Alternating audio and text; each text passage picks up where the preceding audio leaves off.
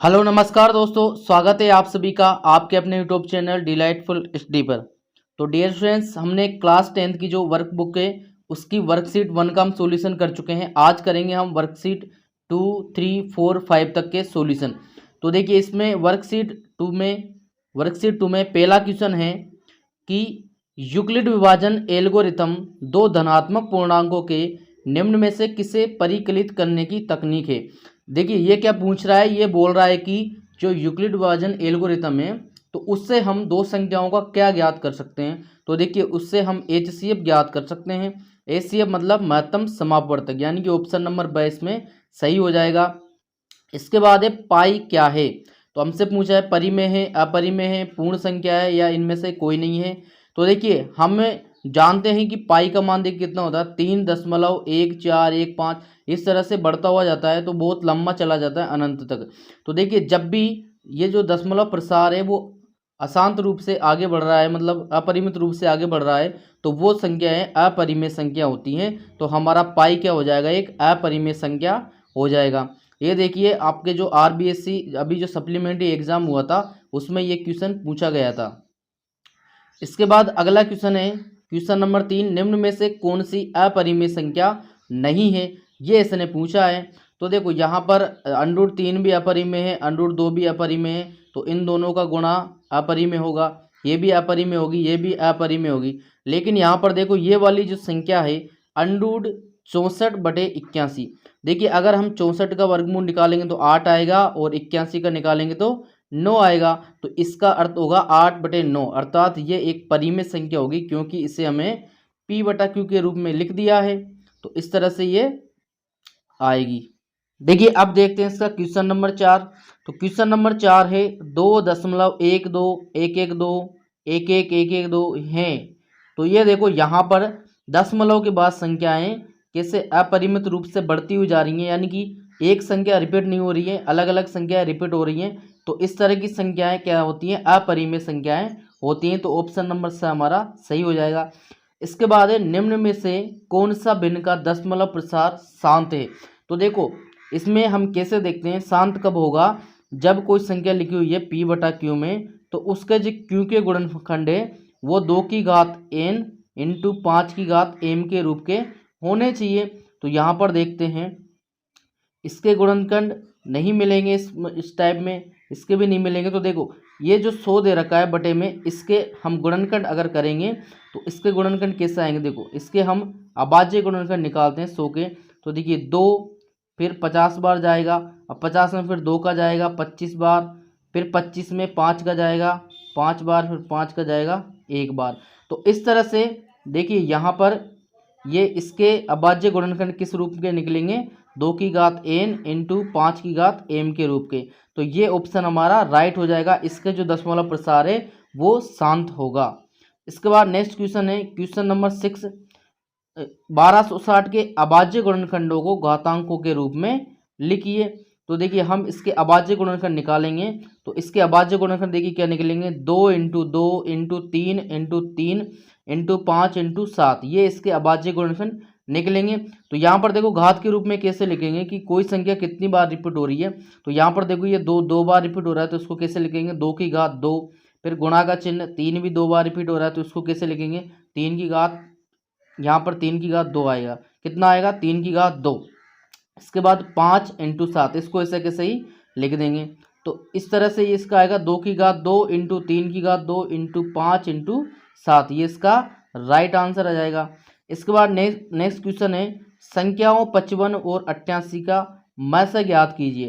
तो देखिए, मस्य ज्ञात करने के लिए हम क्या करेंगे, इनका जो है यहाँ पर अभाज्य गुणनखंड करेंगे। तो देखिए, 55 के अभाज्य गुणनखंड होंगे 5 इंटू 11 और 88 के होंगे 2 इंटू 2 इंटू 2 इंटू 11। अब मस्य के लिए देखिए क्या करते हैं, जो संख्या इनमें उभयनिष्ठ आ रही है, यानी कि दोनों गुणनखंडों में जो गुणनखंड कॉमन आ रहा है उनका सभी का गुणा क्या कहलाता है, मस्य है। तो यहाँ पर देखो, ये 11 यहाँ आ रहा है और ये 11 यहाँ आ रहा है, तो 11 को हम एक बार लिखेंगे, अतः 55 और 88 का मस्य कितना आ जाएगा, 11 आएगा। तो ये 11 हमारा राइट आंसर हो जाएगा। इसके बाद नेक्स्ट क्वेश्चन है क्वेश्चन नंबर 8, संख्या 3/625 का दशमलव प्रसार शांत है या अशांत आवर्ती, इसे दशमलव रूप में लिखिए। तो तो देखिए अगर हम ये जो बटे वाली संख्या है 625, इसके अगर हम गुणनखंड करें, अभाज्य गुणनखंड, तो क्या होंगे 5 इंटू 5 इंटू 5 इंटू 5। तो देखिए इसके जो अभाज्य गुणनखंड है ये 2 की घात 0 और 5 की घात 4 अर्थात 2 की घात n इंटू 5 की घात m के रूप के हैं। तो इसका जो दशमलव प्रसार है वो कितना क्या होगा, शांत होगा। अब हम बात करते हैं दशमलव के रूप में। तो देखिए जब हम 3 में 625 का भाग देंगे तो हमारा रिजल्ट आएगा 0.0048, ये हमारा राइट आंसर आएगा। इसके बाद देखिए बात करते हैं 1.34 को P बटा Q के रूप में लिखिए। तो यहाँ पर देखिए यहाँ लिखा हुआ है 1.34। अब देखिए इसमें 1.34 कब लग सकता है, जब हम इसमें कितने का भाग दें, 100 का भाग दें। देखो 2 अंक छोड़कर दशमलव है, इसका मतलब यहाँ पर 2 जीरो हम लेंगे अर्थात 100 लेंगे। तो इसका P बटा Q रूप क्या होगा, 134/100 होगा। इसके बाद इसका नेक्स्ट क्वेश्चन है दो संख्याओं के लसअ व मसअ में संबंध लिखिए। तो देखिए हम जानते हैं कि किन्हीं भी दो संख्याओं का गुणनफल उन दोनों संख्याओं के एलसीएम और एचसीएफ के गुणनफल के बराबर आता है, तो ये इनमें संबंध हो जाएगा। इसके बाद देखिए क्वेश्चन नंबर 11 है 278 को किस संख्या से विभाजित करें कि भागफल 12 आए और शेषफल 2 आए। तो यहाँ पर देखिए हम भागफल पर में यहाँ लगाएंगे। तो देखो हम जानते हैं कि भाज्य बराबर होता है भाजक इंटू भागफल प्लस शेषफल होता है। तो यहाँ पर देखिए भाज्य मतलब जिस संख्या में हम भाग दे रहे हैं, तो 278 में हम भाग देंगे तो भाज्य हमारा हो जाएगा 278। और किस संख्या से विभाजित करें यानी कि भाजक, तो भाजक को हम x मान लेते हैं, ये हमें ज्ञात करना है। इसके बाद देखिए भागफल हमारा 12 है और शेषफल हमारा 2 है। इस तरह से ये एक समीकरण बन जाएगी, हमें इसमें x का मान ज्ञात करना है। तो देखो कैसे करेंगे, यहाँ पर देखते हैं। यहाँ से देखिए पहले हम इस प्लस के 2 को इस तरफ ले जाएंगे। तो देखिए जब 2 ये प्लस का 2 है इधर जाएगा तो माइनस आएगा, तो 278 में से 2 घटेंगे तो 276 बचेंगे। और देखिए ये 12 जो है x के साथ गुणा में है, दूसरी तरफ भेजेंगे तो ये भाग में जाएगा, यानी कि 276/12। तो 276 में 12 का भाग कितनी बार जाएगा, 23 बार जाएगा, अर्थात x का मान कितना आया 23। और x मतलब वो जो संख्या मानी है हमने जिसका हम भाग देंगे यानी कि भाजक, तो हमारा कितना आ जाएगा 23 आ जाएगा। 23 इसमें राइट आंसर आएगा। इसके बाद देखिए नेक्स्ट क्वेश्चन है x बराबर दे रखा है 2 की घात 3 इंटू 3 की घात 2 तथा y बराबर दे रखा है 2 की घात 2 इंटू 3 की घात 2। तो x और y का लसअ और मसअ ज्ञात कीजिए। तो देखिए कैसे ज्ञात करेंगे, यहाँ पर देख लेते हैं। पहले हम क्या करेंगे, यहाँ पर देखते हैं। देखिए x बराबर हम निकाल लेते हैं। देखिए 2 की घात 3 मतलब 2 3 बार गुणा होगा और 3 की घात 2 यानी कि ये 2 बार गुणा होगा। और इधर देखिए y में ये 2 बार गुणा होगा 2 और 3 2 बार गुणा होगा। तो यहाँ पर हम देखते हैं लसअ के लिए क्या करेंगे, इनमें जो संख्या कॉमन आ रही है उसको तो हम एक बार लिखेंगे। तो यहाँ देखते हैं, देखो इनमें ये 2 एक बार आ रहा है, कॉमन आ रहा है, तो एक बार हमने 2 लिख दिया। फिर 2 एक बार कॉमन आ रहा है तो ये 2 एक बार लिख दिया। अब देखिए 3 एक बार कॉमन आ रहा है, एक बार लिख दिया। फिर एक बार और आ रहा है तो एक बार और लिख दिया। अब देखिए ये जो 2 बचा है इसको हम ऐसे कैसे गुणा में लिख देंगे।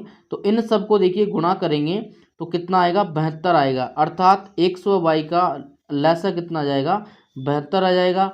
अब मसअ की अगर हम बात करते हैं तो मसअ में केवल जो उभयनिष्ठ आ रहे हैं यानी कि कॉमन आ रहे हैं उन्हीं का गुणा किया जाता है। तो यहाँ से देखिए ये 2 कॉमन आएगा एक जोड़ा, फिर एक जोड़ा 2 का कॉमन आएगा और ऐसे ही 2 जोड़े 3 3 के कॉमन आएंगे। तो इनको सबको गुणा करेंगे तो कितना आ जाएगा 36 आएगा, अर्थात x और y का मसअ कितना आ जाएगा 36 आ जाएगा। तो ये हमारा राइट आंसर होगा। अब देखिए ये हो गया हमारा वर्कशीट 2। अब चलते हैं वर्कशीट 3 पर। तो देखिए वर्कशीट 3 में पहला क्वेश्चन है भाज्य a और भाजक b के लिए a बराबर b into Q plus R में r के लिए कौन सा संबंध सत्य है। तो देखिए यहाँ पर ये रिजल्ट किसका लिखा गया है, यूक्लिड विभाजन प्रमेय का, यानी कि यूक्लिड विभाजन एल्गोरिथम का ये लिखा गया है। तो यहाँ पर देखिए हम जानते हैं कि जो r है r का मान देखिए 0 या 0 से बड़ा और b से छोटा होता है। तो ये वाला जो संबंध है ऑप्शन नंबर से ये हमारा राइट आंसर हो जाएगा। इसके बाद नेक्स्ट क्वेश्चन है निम्न में से कौन सी संख्या अलग है। तो यहाँ पर देखो ये जितने भी ये वाली संख्या दे रखी है तो इनका एक पूर्ण वर्ग नहीं निकलेगा। लेकिन इसमें देखते हैं ऑप्शन नंबर ब में, तो देखिए 16 का वर्गमूल 4 निकलेगा और 4 का वर्गमूल 2 निकलेगा, अर्थात 4/2 यानी कि 2। तो ये देखिए ये सब अपरिमेय संख्या है और ये कौन सी है, परिमेय संख्या है। तो यहाँ पर हमारा ऑप्शन नंबर ब सही हो जाएगा।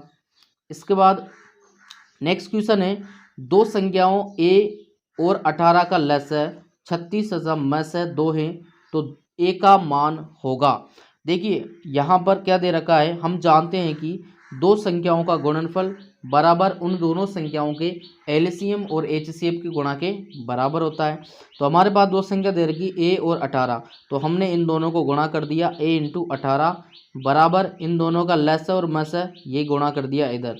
तो देखिए इस 18 से ये 36 दो बार कट जाएंगे तो 2 गुणा 2 4, यानी कि a बराबर कितना आएगा हमारा 4, राइट आंसर आएगा। इसके बाद देखते हैं, इसके बाद नेक्स्ट क्वेश्चन है क्वेश्चन नंबर 4। तो ये है 3 माइनस √3। ये हमसे पूछा गया है कि ये परिमेय है अपरिमेय क्या है। तो यहाँ पर देखो हम जानते हैं कि √3 एक अपरिमेय संख्या है। कौन सी संख्या है, अपरिमेय संख्या है। तो हम यहाँ पर क्या करेंगे, अब देखो 3 परिमेय संख्या है तो देखिए किसी भी अपरिमेय संख्या में अपरिमेय संख्या जोड़ते हैं या घटाते हैं तो एक अपरिमेय संख्या ही प्राप्त होती है। तो इसलिए ये भी हमारी क्या हो जाएगी, अपरिमेय संख्या हो जाएगी। इसके बाद नेक्स्ट क्वेश्चन है हमारा क्वेश्चन नंबर 5, √10 इंटू √15 किसके बराबर हैं। तो यहाँ पर देखिए अंडूड वाली संख्या है, अंडूड के अंदर ही गुणा होती है। तो देखिए अगर हम 10 को 15 से गुणा करेंगे तो कितना आएगा, अंडूड 150। अब देखिए अगर 150 के हम अभाज्य गुणनखंड करते हैं तो कितना आएगा, 2 गुणा 5 गुणा 5 गुणा 3। अब देखिए इसमें से हम क्या कर सकते हैं, जो परफेक्ट स्क्वायर बनेगा वो किसका बनेगा, ये 5 गुणा 5 को हम बाहर लिख सकते हैं। तो 5 गुणा 5 का मतलब क्या होगा, 25 होगा। अब 25 अंडूड में रहेगा, इसको जब हम बाहर लाएंगे तो 5 आएगा, यानी कि इस 25 अंडूड 25 की जगह हम 5 लिख सकते हैं। तो ये 5 बाहर आ जाएगा और अंदर क्या बचेगा, 2 गुणा 3 यानी कि अंडूड 6। तो इसका आंसर क्या आएगा, 5 अंडूड 6। तो यहाँ पर हमारा ऑप्शन नंबर सही हो जाएगा, 5 अंडूड 6। इसके बाद नेक्स्ट क्वेश्चन है हमारा, नेक्स्ट क्वेश्चन है 2 अंडूड 3 1 है। तो यहाँ पर देखिए हम जानते हैं कि अंडूड 3 क्या है, एक अपरिमेय संख्या है और 2 जो है एक परिमेय संख्या है। तो देखिए जब भी किन्हीं भी दो परिमेय और एक अपरिमेय, इन दोनों का अगर हम गुणा करते हैं तो एक अपरिमेय संख्या ही प्राप्त होती है। तो इस तरह से 2 अंडूड 3 क्या आ जाएगी, एक अपरिमेय संख्या आ जाएगी। तो ऑप्शन नंबर से इसमें सही हो जाएगा। इसके बाद देखिए नेक्स्ट क्वेश्चन है, एक अभाज्य संख्या के कुल गुणनखंडों की संख्या होती है। तो देखिए एक अभाज्य संख्या है तो उसके जो गुणनखंड है वो केवल 2 ही हो सकते हैं। जैसे मान लो 2 एक अभाज्य संख्या है तो इसका क्या गुणनफल होगा, 2 इंटू 1, जैसे 3 है तो इसका भी 3 इंटू 1 ही होगा। तो इस तरह से 1 और 2 यानी कि इसके गुणनखंड अधिकतम 2 ही हो सकते हैं। तो ऑप्शन नंबर से हमारा राइट आंसर आ जाएगा। इसके बाद है इसका क्वेश्चन नंबर 8, अभाज्य गुणनखंड विधि द्वारा 96 और 404 का लसाअ ज्ञात कीजिए। तो देखिए हम क्या करेंगे, यहाँ पर 96 और 404 के अभाज्य गुणनखंड निकालेंगे। तो देखिए इसमें निकालेंगे, 96 में 2 का भाग देंगे तो 48 बार जाएगा, फिर 2 का देंगे तो 24 बार, फिर 2 का देंगे तो 12 बार, फिर 2 का देंगे तो 6 बार, और फिर 2 का देंगे तो 3 बार, और 3 में 3 का 1 बार। इसके बाद 404 के निकालेंगे, 2 का भाग देंगे तो 202 बार, और फिर 2 का देंगे तो 101 बार। अब देखिए 101 में केवल 101 का ही भाग जाएगा तो ये 1 बार आ जाएगा। अब इस तरह से 96 के गुणनखंड ये आ जाएंगे और 404 के गुणनखंड ये आ जाएंगे। अब एलसीएम अगर हम निकाल रहे हैं लसाअ, तो लसाअ में क्या होता है, कॉमन जो संख्या आ रही है उसको एक बार लिखेंगे और जो बाकी की संख्या उसको हम ऐसे कैसे ही लिख देंगे। तो देखिए यहाँ पर कॉमन एक जोड़ा 2 का बनेगा तो ये 2 लिख दिया हमने, फिर एक जोड़ा 2 का बनेगा तो ये 2 लिख दिया। इसके बाद यहाँ से देखिए 2 इंटू 2 इंटू 3, ये पूरे का कोई जोड़ा नहीं बना तो इसको हम ऐसे कैसे ही लिख देंगे, और इसका भी कोई जोड़ा नहीं तो इसको भी हम ऐसे कैसे ही लिख देंगे। जब हम इस पूरे टर्म्स को गुणा करेंगे तो कितना आ जाएगा, 9696 आ जाएगा। तो अर्थात 96 और 404 का लसाअ कितना आएगा, 9696 चिन्ह में राइट आंसर आएगा। इसके बाद अगला क्वेश्चन है हमारा क्वेश्चन नंबर 9, संख्याओं 135 और 225 का मध्य यूक्लिड विभाजन एल्गोरिथम से ज्ञात कीजिए। तो यहाँ पर देखो ये आपके जो एक्सरसाइज 1.1 है उसका क्वेश्चन नंबर 1 का पहला क्वेश्चन है। तो यहाँ पर देखें हम क्या करेंगे, 225 और 135 में यूक्लिड विभाजन एल्गोरिथम का यूज करेंगे। तो यहाँ पर देखो इसका यूज किस तरह से किया जाएगा। देखिए यहाँ पर हम इसको 135 का भाग इसमें कितनी बार जाएगा, एक बार जाएगा। तो हमारा जो शेषफल आएगा वो कितना आएगा, 90 आएगा। फिर क्या करेंगे हम 135 और 90 में यूक्लिड विभाजन एल्गोरिथम लगाएंगे। तो 135 बराबर 90, 90 का भाग एक बार जाएगा, कितने बचेंगे, 45 बचेंगे। फिर 90 और 45 में लगाएंगे तो 90 बराबर 45 इंटू, देखो 45 का भाग 90 में दो बार जाएगा और शेषफल क्या बचेगा, 0 बचेगा। तो देखो जब हमारा शेषफल 0 आ जाता है तो उसमें जो b का मान है, ये हमारा b का मान है। तो इस तरह से ये इसका HCF होगा। अतः 135 और 225 का HCF कितना आएगा, 45 आएगा। इसके बाद देखिए नेक्स्ट क्वेश्चन है, HCF 306 और 657 9 दिया है, तो LCM 306 657 ज्ञात कीजिए। तो यहाँ पर देखिए हम जानते हैं कि दो संख्याओं का गुणनफल बराबर उन दोनों संख्याओं का LCM और HCF उन दोनों के गुणनफल के बराबर होता है। तो यहाँ पर देखिए दो संख्या कौन कौन सी है, 306 और 657। हम इन दोनों को गुणा करेंगे और इस तरफ किसको गुणा करेंगे, इनके HCF और LCM को गुणा करेंगे। अब देखिए हमें HCF दे रखा है, LCM ज्ञात करना है, तो इसको हम एक साइड लिख लेंगे और बराबर में। देखो जब ये HCF इसके साथ गुणा में है तो इस तरफ भेजेंगे तो किस में जाएगा, भाग में जाएगा। और HCF का मान कितना दे रखा है, 9। तो इस तरह से 306 इंटू 657 बटे 9 आ जाएगा। इसके बाद देखो 9 का भाग 306 में 34 बार जाएगा। तो फिर हम किसको गुणा करेंगे, 34 और 657 दोनों को गुणा करेंगे तो कितना आ जाएगा, 22,338 हमारा राइट आंसर आएगा। अर्थात जो LCM ऑफ 306 और 657 है वो कितना आ जाएगा, 22,338। इसके बाद बात करते हैं हम, इसके बाद नेक्स्ट क्वेश्चन है, किन्हीं दो अभाज्य संख्याओं का महत्तम समापवर्तक क्या होगा। तो देखिए इस वर्कशीट 1 में भी इस तरह का क्वेश्चन पूछा गया था। तो देखिए कोई भी दो अभाज्य संख्या है तो उनका महत्तम समापवर्तक केवल और केवल एक ही होता है। कैसे, देखिए जैसे मान लो 2 और 3 अभाज्य संख्या हैं तो 2 के अभाज्य गुणनखंड 2 इंटू 1 बनेगा, इसका क्या बनेगा, 3 इंटू 1 बनेगा। तो यहाँ पर देखो कॉमन केवल एक ही आ रहा है तो इसका मतलब मध्य क्या होगा, एक ही होगा। तो एक इसमें राइट आंसर आ जाएगा। इसके बाद देखिए नेक्स्ट क्वेश्चन है, यदि किसी परी में p बटा q में q के गुणनखंड 2 की पावर n और 5 की पावर m के रूप के हो, तो देखिए इस रूप में होते हैं तो उसका दशमलव प्रसार क्या होता है, शांत होता है। ये एक रिजल्ट है। इसके बाद देखिए नेक्स्ट क्वेश्चन पूछा गया है, यूक्लिड विभाजन परिमेयिका लिखिए। सिंपल सा क्वेश्चन, इसकी परिभाषा में लिखनी है। तो देखिए इसकी परिभाषा क्या है, दो धनात्मक पूर्णांक a और b दिए रहने पर ऐसी अद्वितीय पूर्ण संख्याएं q और r विद्यमान है कि a बराबर b into Q plus r, जहाँ r का मान क्या होगा, 0 या 0 से बड़ा और b से छोटा होगा। ये इसकी परिभाषा है। तो इस तरह से ये वर्कशीट जो है 3rd खत्म होती है। अब चलते हैं वर्कशीट 4 पर। तो वर्कशीट 4 आपके एक्सरसाइज 2 से ली गई है। तो यहाँ पर देखते हैं, इसमें देखिए पहला क्वेश्चन है, बहुपद px का शून्य क्या होगा जहाँ px बराबर 2x प्लस 1 है। तो देखिए शून्य निकालने के लिए हम बहुपद को किसके बराबर करते हैं, 0 के बराबर करते हैं। तो वैसे ही इसको 0 के बराबर करेंगे, 2x प्लस 1 बराबर 0। तो हमें x का मान चाहिए तो 1 को उस साइड भेजेंगे तो प्लस का है तो माइनस में जाएगा, और 2 इसके साथ गुणा में तो किस में जाएगा, बटे में जाएगा। तो x बराबर कितना आएगा, -1/2। अर्थात इसका शून्य क्या होगा, -1/2 हो जाएगा। इसके बाद इसका दूसरा क्वेश्चन है, बहुपद x² -3 के शून्यक होंगे। तो देखिए शून्य के लिए हम इसको 0 के बराबर करेंगे। अब यहाँ पर लिखा हुआ x² -3, तो -3 उधर जाएगा तो प्लस का 3 होगा, और ये इसका जो स्क्वायर है हम इस देखिए यहाँ पर लिखा हुआ है एक्स स्क्वायर बराबर 3 आएगा।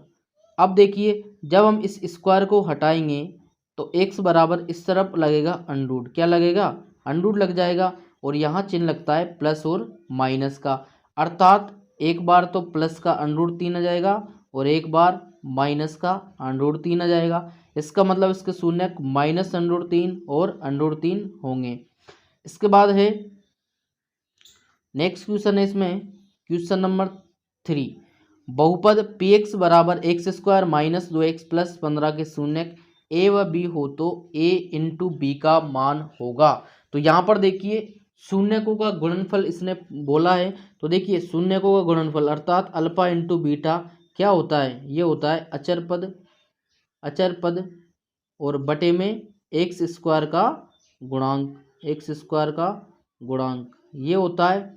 तो देखिए यहाँ पर अचर पद मतलब सी का मान कितना है 15 है, 15 बटे और एक्स स्क्वायर का गुणांक कितना आएगा 1 आएगा, तो 15 में 1 का भाग देंगे तो 15 आएगा, अर्थात ए इंटू बी का मान कितना आएगा प्लस का 15। देखो ए पर भी प्लस 15 दे रखा है तो यहाँ आप माइनस 15 कर सकते हो। इसके बाद देखिए नेक्स्ट क्वेश्चन है क्वेश्चन नंबर 4, यदि P इंटू क्यू बहुपद x square plus 2x plus 1 के शून्य हो तब 1/p प्लस 1/q का मान होगा। तो देखिए इसके लिए हम पहले इसके शून्य निकालेंगे फिर हम इस मान को निकालेंगे। तो देखिए इसको किस तरह से करेंगे, यहाँ पर देखिए इसको हम करेंगे इस तरह से, देखिए इसके शून्य निकालेंगे पहले, तो हम शून्य देखिए ये हमारा बहुपद है तो शून्य किस तरह से इसके निकाले जाते हैं, देखिए यहाँ पर दे रखा है x square plus 2x plus 1, जब इसके हम टुकड़े करेंगे तो क्या बनेंगे x square plus x plus 1। अब यहाँ से देखिए हम x कॉमन ले लेंगे फर्स्ट दो में से और लास्ट दो में से, तो यहाँ से x कॉमन लेंगे तो क्या बचेगा x प्लस 1 बचेगा, इधर से कुछ भी कॉमन नहीं आएगा तो 1 कॉमन लेंगे तो x प्लस 1 बचेगा। इस तरह से एक कोष्टक वाली संख्या कॉमन ले लेंगे तो दूसरी भी क्या आएगी x प्लस 1। शून्य को निकालने के लिए हम इन दोनों गुणनफलों को 0 के बराबर करेंगे, तो हमारा x बराबर क्या आएगा, x बराबर -1 और -1, तो अर्थात p बराबर -1 आ गया और q बराबर भी -1 आ गया।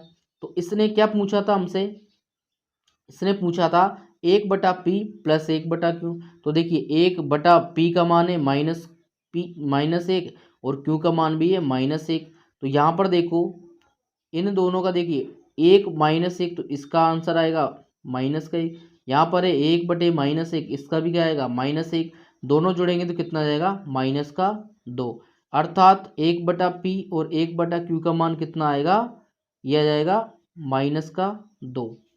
इसके बाद देखिए नेक्स्ट क्वेश्चन इसका क्वेश्चन नंबर 5, एक n घात वाले बहुपद के शून्यकों की संख्या क्या होगी।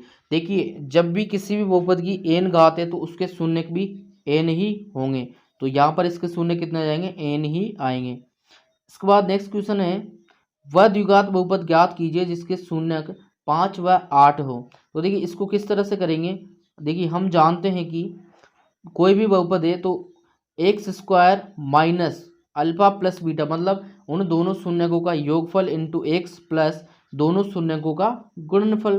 तो यहाँ पर देखिए एक्स स्क्वायर की जगह एक्स स्क्वायर रखेंगे माइनस अल्फा प्लस बीटा यानी कि इन दोनों का जोड़, तो 5 में 8 जोड़ेंगे तो 13 आएगा, into x plus alpha into beta यानी कि इन दोनों का गुणनफल, तो 5 को 8 से गुणा करेंगे तो 40 आएगा। तो पी एक्स बराबर कितना आ गया x square minus 13x plus 40, ये हमारा आंसर हो जाएगा। इसके बाद नेक्स्ट क्वेश्चन है, एक द्विघात बहुपद का उदाहरण लिखिए। तो देखिए बहुत सारे उदाहरण, आप कोई सा भी उदाहरण लिख सकते हो, आप ये भी लिख सकते हैं 2x square plus 2x plus 1, clear. इसके बाद नेक्स्ट क्वेश्चन है, एक द्विघात बहुपद a x square plus b x plus c के आलेख की आकृति किस प्रकार प्राप्त होती है। तो देखिए ये परवलय के रूप में प्राप्त होती है, इस तरह से, ऐसे इस तरह से ये प्राप्त होती है, तो ये हमारा परवलय बनेगा। इसके बाद नेक्स्ट क्वेश्चन है इसमें, एक द्विघात बहुपद ज्ञात कीजिए जिसके शून्यकों का योग और गुणनफल क्रमशः 7 और 5 हो। सिंपल सा क्वेश्चन है, अभी जो क्वेश्चन किया उसमें का क्वेश्चन है। तो देखिए ये क्या होता है x square minus alpha plus beta plus into x plus alpha into beta. तो यहाँ पर देखिए x square minus alpha plus beta, इन दोनों का योग कितना आएगा 12 आएगा, और साथ में एक्स इसके गुणा होगा into alpha plus alpha into beta, यानी कि इन दोनों का गुणनफल 35 आएगा। तो इस तरह से वो बहुपद क्या आ जाएगा x square minus 12x plus 35। इसके बाद नेक्स्ट क्वेश्चन पूछा है एक द्विघात बहुपद ज्ञात कीजिए जिसके शून्यक 1/4 और माइनस 1/4 है। तो देखिए इसको कैसे करेंगे, यहाँ पर देखिए इसका थोड़ा सा बड़ा सॉल्यूशन मैं आपको दिखा देता हूँ कि इसका फॉर्मूला क्या होता है x square minus alpha plus beta into x plus alpha into beta. तो यहाँ पर देखिए हम मान रखेंगे x square minus alpha plus beta, इन दोनों को जोड़ेंगे तो 1/4 माइनस 1/4 आएगा इंटू एक्स प्लस इन दोनों का गुणा करेंगे। तो यहाँ पर देखो 1/4 से 1/4 कट जाएंगे तो ये तो आएगा 0, और यहाँ पर देखो इन दोनों को जब हम गुणा करेंगे तो ऊपर की संख्या से गुणा होगी, नीचे की इससे गुणा होगी, तो ये आ जाएगा 16। तो इस तरह से यहाँ पर क्या बचेगा एक्स स्क्वायर और इधर बचेगा माइनस का 1/16। तो इसका आंसर क्या आएगा एक्स स्क्वायर माइनस 1/16। तो यहाँ पर हम देखते हैं इसका आंसर आ जाएगा इस तरह से, देखिए x square minus 1/16। Next question है प्रश्न नंबर 11, 129 बटे 2 की घात 5, 2 की घात 2, 5 की घात 7 और 7 की घात 5 का दशमलव प्रसार अशांत आवर्ती है, क्यों? तो देखिए इसमें एक सिंपल सा रूल लगेगा कि जो हर दे रखा है ये इसके जो गुणनखंड है वो केवल 2 की घात n इंटू 5 की घात m के रूप के होने चाहिए। तो ये इस रूप के नहीं है क्योंकि यहाँ पर 7 भी आ रहा है, तो इस तरह से इसलिए इसके जो है जो दशमलव प्रसार है वो अशांत आवृत्ति है। इसके बाद नेक्स्ट क्वेश्चन है 17/8 का दशमलव प्रसार शांत है, इसमें दशमलव के पश्चात अंकों की संख्या कितनी होगी? तो देखिए हम सिंपल भाग दे लेंगे, 17 में हम 8 का भाग देंगे। तो देखिए भाग देकर आप देख सकते हो सिंपली 17 में हम 8 का भाग देंगे तो पहले 2 बार जाएगा, 2 दूनी 16, 1 बचेगा। अब देखिए 1 में भाग नहीं जाएगा तो दशमलव लगा के हम यहाँ पर 0 लगाएंगे। अब देखिए 8 का भाग 1 बार जाएगा तो 8 आएगा। देखिए 10 में से हम 8 घटाएंगे तो 2 बचेगा। 2 में भाग नहीं जाएगा तो यहाँ 0 उतारेंगे तो कितनी बार जाएगा? 2 बार। तो 8 दूनी 16, फिर देखिए यहाँ पर 4 आएगा। अब 4 में भाग नहीं जाएगा तो 0 उतारेंगे। अब देखिए 40 में 8 का भाग 5 बार जाएगा। तो इस तरह से इसका भाग कितनी बार जाएगा? 2.125। अब क्या पूछा है इसमें दशमलव के पश्चात अंकों की संख्या कितनी होगी? तो देखिए ये हमारा दशमलव है, इसके पश्चात अंक कितने हैं? 3 अंक है, तो दशमलव के पश्चात अंक कितने हो जाएंगे? 3 हो जाएंगे। तो इस तरह से ये आपकी वर्कशीट 4 के सॉल्यूशन होंगे। अब चलते हैं वर्कशीट 5 पर। तो देखिए वर्कशीट 5 में यदि बहुपद 2x² प्लस x प्लस 1 का 1/3 है तो k का मान होगा। तो यहाँ पर देखिए इसको हम किस तरह से सोल्व करेंगे, यहाँ पर देखिए उसने दे रखा है कि 1/3 है, तो इसका मतलब क्या हुआ, जो हमारे लिए बहुपद दे रखा है उसमें हम 3 का मान रखेंगे तो उस बहुपद का मान क्या जाना चाहिए? 0 आना चाहिए। तो देखिए यहाँ पर हम रखेंगे 2 इंटू x², एक्स की जगह पर हम 3 ने रखा, फिर प्लस का x यानी कि x की जगह हम 3 रखेंगे प्लस k बराबर 0। तो यहाँ से देखिए 3 की घात 2 लिखी हुई है यानी कि 3 इंटू 3, तो 3 को 3 से गुणा करेंगे तो 9 आएगा और 9 को 2 से गुणा करेंगे तो 18 आएगा, प्लस 3 और प्लस के बराबर 0। तो यहाँ से देखिए 18 में हम 3 जोड़ेंगे तो 21 हो जाएगा, 21 को हम दूसरी साइड भेजेंगे तो क्या आएगा? -21 आएगा। तो इस तरह से के बराबर कितना आएगा? -21 आ जाएगा। अब देखिए इसके बाद हम क्वेश्चन नंबर 2 की बात करते हैं। द्विघात बहुपद 3x² प्लस 15x प्लस 12 के शून्यक होंगे। तो यहाँ पर देखिए सिंपली आपको कुछ नहीं करना है, आप शून्यक भी इसके निकाल सकते हो। देखिए यहाँ पर सारे जो वैल्यू हैं वो प्लस में दे रखी हैं, तो जब भी सारी वैल्यू प्लस में हो तो उसके शून्यक दोनों ही शून्यक किस में आते हैं? ऋणात्मक में आते हैं। तो इसमें आंसर क्या आ जाएगा? दोनों ही ऋणात्मक। इसके बाद नेक्स्ट क्वेश्चन है बहुपद px बराबर ax² plus bx plus c में शून्यक होंगे। तो देखिए ये किसका सामान्य रूप है? ये द्विघात समीकरण का सामान्य रूप है। तो देखिए द्विघात समीकरण के अधिकतम कितने शून्य होंगे, 2 शून्य होंगे, तो इसके भी शून्य कितने हो जाएंगे, 2 हो जाएंगे। इसके बाद नेक्स्ट क्वेश्चन है, एक आलेख की आकृति परवलयाकार है, यह किस बहुपद को प्रदर्शित करेगा। देखिए इससे पहले हमने ज्ञात करा था कि द्विघातीय जो बहुपद है उसकी आकृति कैसी होती है, परवलय होती है। अब यहाँ आकृति परवलय है तो किसकी होगी, वो द्विघातीय बहुपद की होगी। तो ऑप्शन नंबर 22 में सही हो जाएगा। इसके बाद नेक्स्ट क्वेश्चन है, व्यंजक x-3 बहुपद का एक गुणनखंड होगा यदि। देखिए यहाँ पर दे रखा है x-3, तो यहाँ से अगर हम x का मान निकालें तो वो कितना आएगा, बराबर 3 आएगा। तो इस तरह से देखिए x बराबर 3 पर इस बहुपद का मान क्या आ जाना चाहिए, 0 आना चाहिए, तब x-3 इस बहुपद का क्या होगा, एक गुणनखंड होगा। तो यहाँ पर इसका मतलब क्या है, P(3) बराबर 0, अर्थात x बराबर 3 पर इसका मान क्या आना चाहिए, 0 आना चाहिए। तो ऑप्शन नंबर हमारा सही हो जाएगा। इसके बाद देखिए नेक्स्ट क्वेश्चन है, x² - 6x + 5 के शून्य ज्ञात कीजिए। तो देखिए इसके शून्य ज्ञात करने के लिए हम इसके टुकड़े करेंगे, तो टुकड़े होंगे x² - 5x - x + 5। यहाँ पर देखिए इन दोनों में से x कॉमन लेंगे तो क्या आएगा, x × x - 5। इन दोनों में से एक कॉमन लेंगे तो क्या आएगा, x - 5। x - 1, यहाँ से ये x - 5 कॉमन लिया और तो इधर बचेगा x - 1। शून्य ज्ञात करने के लिए दोनों को 0 के बराबर करेंगे, तो इस तरह हमारा x बराबर 1 आएगा और x बराबर 5 आएगा। इसके बाद नेक्स्ट क्वेश्चन है, क्वेश्चन नंबर 7, यदि बहुपद के शून्यकों का गुणनफल 6 हो तो a का मान ज्ञात कीजिए। देखिए हम जानते हैं कि शून्यकों का गुणनफल बराबर होता है अचर पद बटे x² का गुणांक। तो देखिए गुणनफल कितना दे रखा है, इसने 6 दे रखा है, बराबर देखिए अचर पद कितना है हमारा, यहाँ पर है -6, ये आ गया -6, और बटे x² का गुणांक, तो x² से क्या गुणा हो रहा है, a गुणा हो रहा है। तो यहाँ पर देखिए हमें चाहिए a का मान। a का मान इन दोनों को हम एक्सचेंज कर देंगे, a की जगह पर 6 लिख देंगे, 6 की जगह पर a लिख देंगे। तो a बराबर क्या आएगा, -6/6। तो आंसर क्या जाएगा, -1, अर्थात a बराबर -1 हमारा आंसर हो जाएगा। इसके बाद क्वेश्चन नंबर 8 है, यदि द्विघात बहुपद f(x) बराबर x² - 5x + k के शून्यक अल्फा तथा बीटा इस प्रकार हो कि अल्फा बीटा बराबर 1 है, तो k का मान ज्ञात करो। देखिए ये थोड़ा सा दिमाग वाला क्वेश्चन है, तो इसको हम करते हैं। यहाँ पर देखिए क्या दे रखा है हमारे पास, देखिए यहाँ पर दे रखा है अल्फा बीटा बराबर 1। हम यहाँ पर a, b और c के मान निकाल लेते हैं। तो a का मान आएगा हमारे पास 1, b का आएगा -5 और c का आएगा k। अब देखिए हम जानते हैं इन दोनों का योग, यानी कि अल्फा प्लस बीटा का योग क्या होता है, -b/a होगा।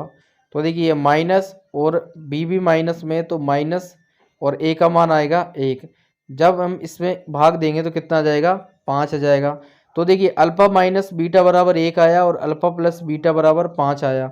इन दोनों समीकरणों को हम इस तरह से सोल्व करेंगे। देखिए अल्फा माइनस बीटा में अल्फा प्लस बीटा को हम जोड़ देंगे, तो देखिए माइनस बीटा से प्लस बीटा कैंसिल हो जाएगा, इधर अल्फा प्लस अल्फा जोड़ेंगे तो 2 अल्फा हो जाएगा, बराबर 1 में 5 जोड़ेगा तो 6 हो जाएगा। हमें चाहिए अल्फा का मान, तो इस 2 को भी बटे में भेज देंगे, तो अल्फा बराबर आएगा 6/2 यानी कि 3। इस तरह से अल्फा बराबर आ गया 3 और बीटा बराबर हम निकाल सकते हैं। तो देखिए इस समीकरण से हम निकाल लेंगे, बीटा बराबर क्या आएगा, 5 माइनस अल्फा, तो 5 में से अल्फा यानी कि 3 घटाएंगे तो बीटा बराबर 2 आ जाएगा। अब देखिए अब हम जानते हैं कि इन दोनों का गुणनफल यानी कि दोनों शून्यकों का गुणनफल कितना होता है, अचर पद बटे x² का गुणांक, तो c/a। अब देखिए c का मान कितना है, k है, a का मान 1 है, और इधर देखिए अल्फा इंटू बीटा, इन दोनों का गुणा क्या आएगा, 3 × 2। तो इस तरह से k बराबर कितना आ जाएगा, 6 आ जाएगा। तो यहाँ हमारा आंसर क्या आएगा, k बराबर 6 आएगा। इसके बाद नेक्स्ट क्वेश्चन है, इसका नेक्स्ट क्वेश्चन है, यदि x - 2 बहुपद इसका एक गुणनखंड हो तो k का मान ज्ञात करो। देखिए यहाँ पर दे रखा है x - 2 इसका एक गुणनखंड है, तो x बराबर 2 पर इस पूरे बहुपद का मान कितना आना चाहिए, 0 आना चाहिए। तो देखिए हम इसको कैसे सोल्व करेंगे, यहाँ पर देखिए, तो देखिए यहाँ पर हम मान रखेंगे कितना है 2 की पावर 4 माइनस 2 की पावर 3 माइनस 2 इंटू 2 की घात 2 प्लस 2 के प्लस 10 बराबर क्या आना चाहिए, 0 आना चाहिए। तो देखिए 2 की घात 4 का मान होगा 16 और माइनस 2 की घात 3 का मान होगा 8 और यहाँ से देखिए 2 की घात 2 का मान होगा 4 इंटू 2 यानी कि इसका मान कितना आ जाएगा 4 और 4 यहाँ पर 4 दे रखा है। एक बार समीकरण देख लेते हैं, यहाँ पर 4 दे रखा है। तो देखिए इसका मान क्या आएगा, इसका मान हमारे पास आएगा 16 प्लस 2 के प्लस 10 बराबर 0 आएगा। तो यहाँ पर देखिए इस प्लस के 16 से ये माइनस का 16 कैंसिल हो जाएगा। यहाँ पर देखिए माइनस 8 और प्लस 10 यानी कि 10 में से 8 घटेंगे तो 2 आएगा और इधर ये 2 के, तो यहाँ क्या आ जाएगा 2 के प्लस 2 बराबर 0। के का मान हमें चाहिए तो 2 को दूसरी साइड भेजेंगे तो माइनस का 2 और 2 गुणा में है तो बटे में जाएगा। तो इस तरह से के बराबर कितना आएगा माइनस का 1 आ जाएगा। तो के बराबर हमारा माइनस का 1 आएगा। इसके बाद देखिए क्वेश्चन नंबर 10, बहुपद x square plus 7x plus 10 के शून्यकों का योग ज्ञात कीजिए। तो देखिए हम जानते हैं कि अल्फा प्लस बीटा बराबर होता है माइनस एक्स का गुणांक बटे एक्स स्क्वायर का गुणांक। तो यहाँ पर देखिए माइनस लगा दिया हमने और एक्स का गुणांक कितना है 7 है, एक्स स्क्वायर गुणांक कितना है 1 है, माइनस 7 में 1 का भाग देंगे तो कितना आएगा माइनस का 7 आएगा, अर्थात इनका शून्यकों का योग आएगा -7। इस तरह से देखिए ये हो गए यहाँ पर वर्कशीट 5 तक। तो हमने वर्कशीट 1 से लेकर 5 तक के सॉल्यूशन कर लिए हैं। इसमें हमने 2 से 5 तक के सॉल्यूशन बताए हैं। आपने अगर वर्कशीट 1 का सॉल्यूशन नहीं देखा है तो आप जाकर देख सकते हैं, हमने इसकी प्लेलिस्ट बना रखी है। तो डियर स्टूडेंट्स आपको देखिए यहाँ पर ये कितना समझ में आया या किसी क्वेश्चन में कोई डाउट है या कोई क्वेश्चन समझ नहीं आया तो आप हमें कमेंट सेक्शन में कमेंट करें ताकि हम आगे के जो वर्कशीट है उनको कराने के लिए मोटिवेट हो सकें।